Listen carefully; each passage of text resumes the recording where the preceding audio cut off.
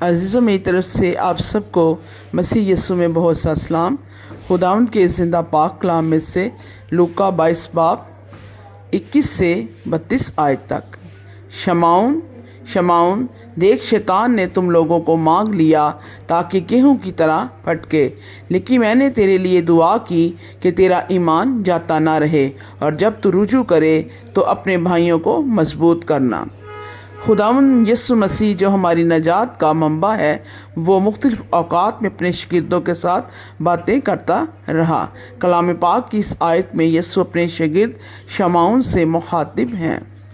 شمعون جس کے نام کا مطلب ہے سماعت، یعنی سنو سنو سنو۔ یسوع مسیح کے اور بھی شاگرد ہیں، وہ بالخصوص شمعون اور ایسے تمام لوگوں کو جو اس پر ایمان لائے ان کے ساتھ باتیں کر رہے ہیں۔ اس کلام کو جو سن رہے ہیں، خداوند یسوع مسیح آپ سب کے ساتھ بھی کلام کر رہا ہے۔ غور سے سنو کہ شیطان نے خداوند کے لوگوں کو مانگ لیا تاکہ وہ انہیں گیہوں کی طرح پھٹکے، لیکن یسوع نے کہا کہ میں نے تم لوگوں کے لیے دعا کی ہے تاکہ تمہارا ایمان مضبوط ہو۔ شیطان یسوع سے اس کے لوگوں کو مانگ رہا ہے تاکہ وہ ان کو مارے۔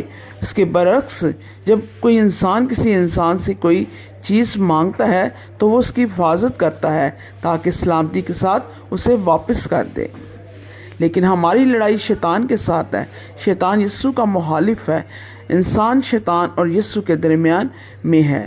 یسوع اپنے لوگوں پر فخر کرتا ہے کیونکہ یسوع نے اپنے لوگوں کو اپنے لہو سے مول لیا ہے۔ وہ جانتا ہے کہ اس کے اندر میرا لہو دوڑتا ہے۔ شیطان یہ پسند نہیں کرتا کہ یسوع انسان پر فخر کرے کیونکہ وہ انسان کی بربادی چاہتا ہے۔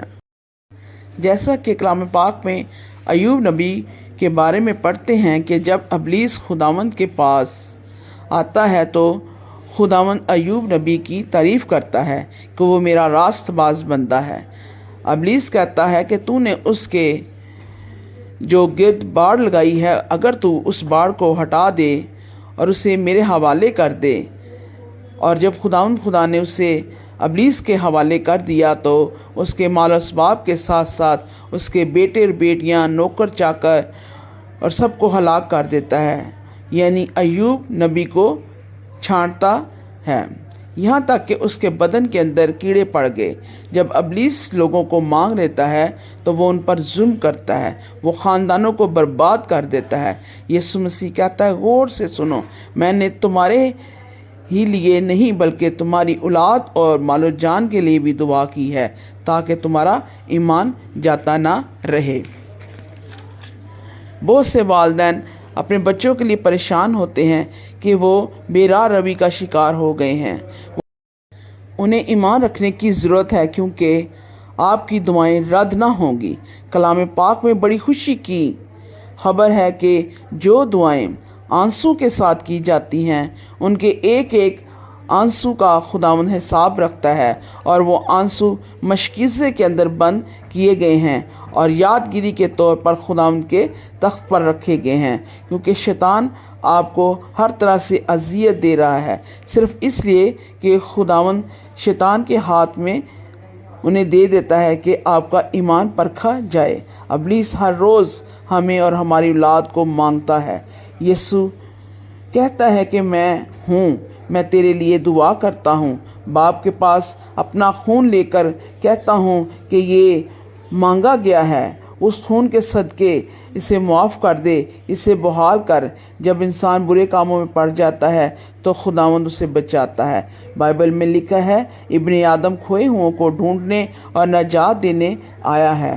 کھوئے ہوئے وہ لوگ ہیں جو خداوند سے دور ہو گئے ہیں، وہ شیطان کے ہاتھوں میں گر چکے ہیں اور دکھ اٹھا رہے ہیں۔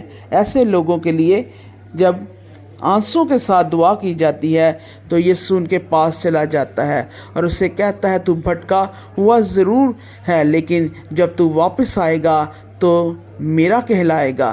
جب ہم خداوند میں بڑھتے ہیں تو ابلیس ہماری آزمائش کے لیے ہمیں خداوند سے مانگتا ہے، جیسے اس نے ایوب نبی کو خداوند سے مانگا۔ وہ ہمارے بچوں، ماں باپ، رشتہ داروں کو پکڑتا ہے۔ ایوب نبی نے اپنے جوان بچوں کو اپنے ہاتھوں سے دفنایا اور کہا کہ تو نے دیا، تو نے لیا، تیرا نام مبارک ہے۔ جب شیطان ہمیں مانگ لیتا ہے تو ہم شکستہ ہو جاتے ہیں۔ بائبل مقدس میں مرقوم ہے کہ اس سے نہ ڈرو جو جسم کو مارتا ہے، بلکہ اس سے ڈرو جو روح کو مارتا ہے۔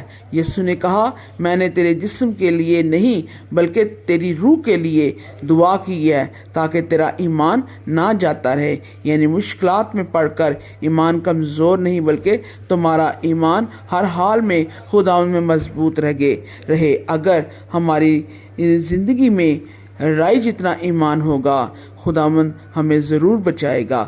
خدا آپ سب کو اس کلام کے وسیلے سے بڑی برکت دے۔ آمین۔